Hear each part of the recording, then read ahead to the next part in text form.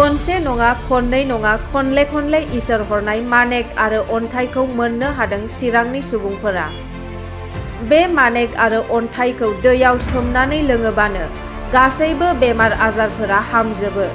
बेबादि खौरांखौ मोननानै दिनै गोबां सुबुंफोरा गोनो गोथोआव गोग्लैदों। थारैनो बियो बेसे सैथोमार समाजो फोरमायसिगोन। बेबादिनो दिनै आरोबाव मोननो हाबावदों चिराङाव मैखुननि मानेक। बे मानेकखौ दैयाव सोमनानै लोङोबानो हामनो रोङै गासै बेमारफोरा हामगोन होननानै फोरमायो फुलस्रि मोसाहारिया। चिरां जिल्ला रुनिखाता 1 नं बुहुरुतिनालि सालबारि गामिनि फानजिब बसुमतारीनि बिसि फुलस्रि बसुमतारीया गावनि न' साखाथियाव एबा उसुं खाथियावनो जोंखोल हिराबादि जोंनानै थानायखौ नुनो मोनो। दिन्थिखांनायनि उनाव गुरुआ मानुसमायाफोरनि बेमार हामनाय जागोन होननायलाय न'खरनि मानसिफ्रा न'खरनि माखासे बेरामिफोरनो लोंहोनानै बेरामखौ हामनायखौ मोननो हायो। बिनिखायनो दा सोरबाफोर बेरामि दंब्ला बे दै सान्थिखौ लांफैनो हागोन होननानै खौरांगिरिनि गेजेरजों खावलायहरो। सुलाद लानो थाखाय जानबुं नम्बर 7637973729।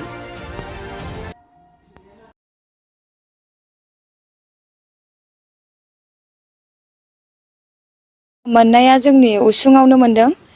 गोजानाव लायनाङाखै जोङो, बेयावनो जोंनो देखायनानै होदों। ओमफ्रायो मा होनो जोङो मोनानि 8था जाबायमोन। ओमफ्राय बे 8था टाइमावहाय जोङो जोंखोल जोंबाय थानाय नुनायखाय जोङो ओमफ्राय बाहेरायाव थांखांनानै जोङो फैदोंमोन। ओमफ्राय फैनानै नुबोखानानै जोङो माबाफोर प्लास्टिकसो जोंनाय बायदि मोनदों जोङो। ओमफ्राय दाना उनावहाय न'आव फैफिननानै जोङो उसुखुथु जाबाय थाबायना, ओमफ्राय बेखौ जोङो नायफिनबाय। ओमफ्राय नायनानैहाय बेखौ नायफिनबा जोङो जोंखोल जोंथि हिरा बायदि जोंनानै दंमोन आरो बुस्थुआ। ओमफ्रायो जोङो उनावहाय मोनायावहाय सिमाङाव नुबाय जोङो। ओमफ्राय मोनायाव सिमाङाव देखायनानै बेखौ लायनानै दोनफै होननानै जोंखौ सिमाङाव थिनबाय। ओमफ्राय सिमाङाव थिननायावहाय जोङो अखानायै जोङो खननानै लायबाय आरो बुस्थुखौ। ओमफ्राय खननानै लायबाबो ओमफ्राय आरो होमबाबो थाबोबावदों। गासिबो जोंखोल हाग्रायानो उसुं सेरनि हाग्राया गासिबो जोंनानै थाजोब्बाय आरो। ओमफ्राय बे जोंनानै थाजोबनायावहाय जोङो सासे गुरुनाव जोङो सानसे अखानायै जोङो मोनायावहाय नायबावदों जोङो बुस्थुखौ। ओमफ्राय दाना मोनायावहाय जोंनानै थाजोब्बाय। अखा जेमोन आरो बे समावहाय आसार मासमोन। ओमफ्राय अखा जेयावहाय बेयावहायनो जोङो बुस्थुखौहाय जोङो मोनायाव नायबावनानै ओमफ्राय जोंनि गुरुनावहाय सासे गुरु दंमोन आरो बेनाव सोंहरबाय जोङो। ओमफ्राय सोंहरनानै बियोथ' हिरासो होननानै बुंबाय। ओमफ्राय बे हिरासो होननायाव जोङो गावसोर थिननाय बायदि जोङो मावदों आरो खामानिखौ जोङो बोखांनानै दोनफैदों न'आव। ओमफ्राय थेवबाबो जोंबाय थादों, बे जायगायाव जोंजोबदों। ओमफ्राय जोङो सोरखौबा नुजानो गिनानै जोङो बयबो मानसिफोरा नुजानो गिनानै मोनानि समाव जोंजोबनाय नालाय, ओमफ्राय जोङो नुजानो गिनानैहाय साथा खोबथेनानै दोनदोंमोन आरो बेखौहाय। मोननाया जों आसार मासाव मोनदों। ओमफ्रायो 7 मासाव हाबबाय दा। दा बे जिथु दै मुलिनि दैखौ रायजोफोरनो हरबाय नामा? जोङो फार्स्टआवनो जोंनि गुरुआ थिननायखाय जोङो जोंनि न'खरावनो नायग्रोदों।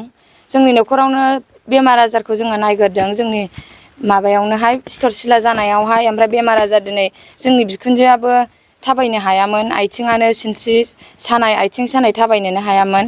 गग्र' गथ'सो थाबायोमोन। ओमफ्राय बेयावहायनो जोङो न'आवनो ट्राइ नायग्रोदों गुरुआ थिननायखाय जोङो।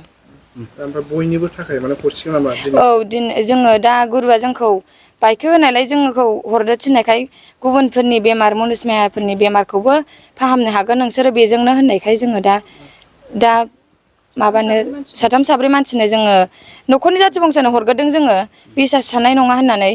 ओमफ्राय न'खरनि जाथि बंस'आबो लांफैनानै प्रमान मोननानै खोन्थाहरदों आरो। मा बेमारनि लक्षण गोनांफ्रा बेखौ लांफैदों? माने मा होनो उदैयावहाय अन्थाइ जादोंमोननो जोंनि बिब'आबो। ओमफ्राय बे उदैयाव अन्थाइ जानायाबो दा प्रमान मोनदों। ओमफ्राय बिदिनो सिं सानाय, आथिं सानाय गासिबो अनेकथा बेमारानो प्रमान मोनदों जाहैदों दा। ओमफ्राय दाहायनि मानिबो लांफैदोंमोन, दाहायनियाबो मोजां जादों जाहैदों। बेखौनो लांफैनांगौबा औ पाब्लिकफोरा रायजो राजाफ्रा माबोरै लांफैनांगोन? ओमफ्राय मा बारायफ्राव लांफैनांगोन? जोङो दा बारायखौ माने रबिबारजों बुधबारजोंल' बन्द' खालामदों जों अनेकथा ओमफ्रायो दस्रा बारायावबो जोङो हरनो हागोन। ओमफ्रायो पुर्निमा अमाबैसायाव जोङो बन्द' खालामदों। नेमखान्थिफोर दं नामा माबाफोर? दङ नेमखान्थिया। गय जरा फाथै जरा लाबोनांगौ।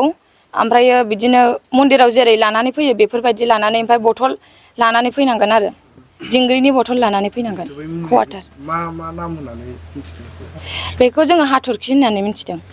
जोंजोबो औ जोंजोबो गासिबो जोंख्लाबजोबो ओमफ्राय सिगाङावथ' गिदिर जोंथारोमोन। मा गामि बेयो? बेयावबो 1 नं बरथिनालि सालबारि। बे गामियाव नोंथांनि न'आव फैनो थाखाय बबे बबेजों हाबफैनो मोनखो? जोङो बेयावहाय जोङो माबानिफ्रायनो सामथाइबारिनिफ्रायनो ओरै सिद्दा रुनिखाथानि सिद्दा फैबानो हाबथिनालि होननाय मोनसे गामि दङ। बे जायगायावहाय 1 नं बरथिनालि सालबारि बेयावनो सरबनि ससे नैबे हाबथिनालिनि टार्निंनि ससे ओरै साहा हाबबानो मोनो। मबाइलफोरजों कन्टेक्ट खालामनो हागोन नामा? औ मबाइल नाम्बारखौ होनो हागोन जोङो। नाम्बारा 7637973729।